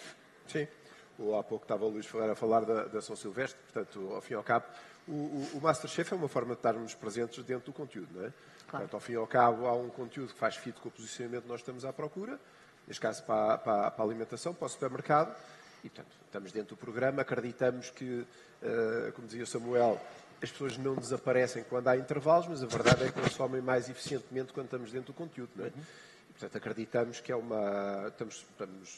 temos tido bons resultados e tem sido uma aposta, chamemos assim, que temos feito já a médio e longo prazo. No caso da São Silvestre é algo que acontece no final do ano, mas que nos permite um storytelling ao longo do ano e é uma parceria que temos também tentado a funcionar. Já vamos para o terceiro ano e, na verdade, permite-nos estar presentes, falar de uma coisa que vai acontecer perto do Natal desde o verão, não é? É o win-win situation e, portanto, quando assim é, sabendo que o consumidor está lá ainda por cima, como marca temos a ganhar. E esta tendência de retail media que também vimos abordada no estudo? O retail media, vamos ver, o expoente máximo, nós já fazemos retail media há muito tempo na medida em que temos muita publicidade dentro das nossas lojas. Agora, é verdade que o boom do retail media e está-se a acontecer no site e nas apps, na web e nas apps. E a Amazon acaba por ser um bocado o expoente máximo. Eu, há um ano atrás, vi os dados da Walmart. O Walmart é o maior retalhista do mundo físico mundial e eles tinham 0,5% da receita, mas 4% do bottom line vinha do retail media. Portanto, é uma forma muito mais rentável de fazer negócio, não é? Então, se calhar vamos ter um streaming do El Corte Inglês daqui a uns tempos. Estamos a trabalhar para isso. Miguel, aqui, falando aqui um pouco também destas tendências que estávamos aqui a ouvir, a Leonor e o Manuel, há alguma métrica que gostaria que fosse inventada, que lhe desse jeito para o seu negócio? Bem, guardou a melhor para o fim. Eu sei que é um desafio. Aqui os colegas de painel podem dar uma ajuda, porque estamos na era do algoritmo, estamos à procura dos especialistas em algoritmos, tudo se mede, ou quase tudo é mensurável, e sim, estou a generalizar, Samuel. Claro. Aqui, vou começar aqui, tinha aqui o raciocínio mais ou menos estruturado. Então, claro que sim. Mas posso já atacar essa. Terminar, que já estamos a tempo. Mas posso atacar, pronto, em relação à métrica, pode pedir ajuda inclusivamente, do público, ajuda do... Não, Obrigado. Inclusivamente, temos vindo a ser desafiados pela própria Dentsu, de facto, relacionar com estas capacidades que existem agora de processamento de dados, a relacionar, de facto, o trabalho em notoriedade, em publicidade, com o retorno depois em crescimento propriamente dito. Que a Leonor ao bocado também referiu, portanto, chegar ao board e dizer que vamos fazer uma campanha de não sei quantos milhares ou milhões de euros, o que é que vai acontecer depois da campanha? Vai haver um aumento de notoriedade em determinados pontos, mas isso significa o quê? Vai haver maior propensão a comprar, mas isso em euros é o quê?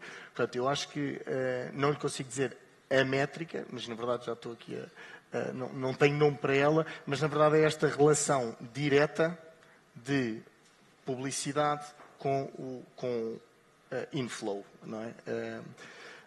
Pronto, isto respondendo à pergunta. Não sei se quer que responda às outras, que já claro, estamos sem tempo. Para concluir, claro, em relação a streaming, também aqui já está no fim, portanto faço aqui uma menção ao trabalho da Dentsu que constantemente nos desafia a entrar nesse espaço, e é algo que temos vindo a fazer e que acho que está para ficar, portanto é manter esse investimento. Parcerias. Nós temos uma marca nova, muitos até se calhar não o sabem, mas é General e Tranquilidade, e é uma marca que está a fazer o seu caminho para entrar na casa das famílias das pessoas. E, portanto, nós selecionamos aqui algumas parcerias com instituições que nós consideramos que são instituições de peso e que são amadas pela generalidade da sociedade, em vários vetores. Nós temos, por exemplo, a Federação Portuguesa de Futebol, somos patrocinadores de todas as seleções, femininas e masculinas, e andamos a par e passo com a seleção para todo o lado. Somos naming sponsor da Taça de Portugal, General e Tranquilidade, que agora está a chegar à fase final, feminina e masculina, e, portanto, achamos que por essa via também conseguimos estar mais próximos dos portugueses. E depois, muito relacionado aqui à nossa área, e os seguros têm muito de prevenção, temos também algumas parcerias onde eu gostava de dar aqui um destaque à parceria com a Fundação Champalimau, que é uma instituição de referência não só nacional, mas mundial, no que diz respeito à investigação em relação ao cancro e neurológico, assuntos relacionados com neurologia. E temos uma parceria cada vez mais forte, portanto, não só temos os serviços da Fundação incorporados na nossa oferta. Portanto, uma pessoa com seguro de saúde General e Tranquilidade, se tiver um cancro e se for tratado na Fundação, tem o dobro do capital. Okay? Portanto, se for noutro sítio qualquer, tem um capital. Se for lá, tem o dobro do capital. E também temos agora, fizemos uma parceria, reforçámos ainda mais a nossa parceria ao comprar uma máquina de skin screening. Portanto, eu não sei se conhecem o processo de andar atrás dos sinais, mas quem tem muitos sinais realmente anda ali à lupa atrás de um, e aqui é uma máquina nova que existe, que tem 94 câmaras, tira uma fotografia de uma só vez e com AI faz o avatar da pessoa, e é muito mais fácil de identificar potenciais problemas aqui no que diz respeito ao cancro. Isto é relevante para nós, e desculpe estar-me a alongar, em termos de posicionamento, mas também em termos de negócio, porque uma detecção precoce é muito mais barata, e para nós é importante, do que, e tem muito mais taxa de sucesso, claro, para o nosso cliente, mas é muito mais barata também para o board, é importante, do que uma coisa num estado mais avançado. Portanto, estas parcerias, de facto, fazem sentido, não só transferência de goodwill, como também no negócio propriamente dito. Muito obrigada aos quatro aqui pelo vosso tempo e pela vossa participação. Obrigada também a todos os que estiveram aqui presentes na sala e aos que assistiram através do site do Negócios. O Media Trends What's Next regressa em maio. Até lá podem acompanhar tudo através de mediatrends.negocios.pt. Um resto de um bom dia.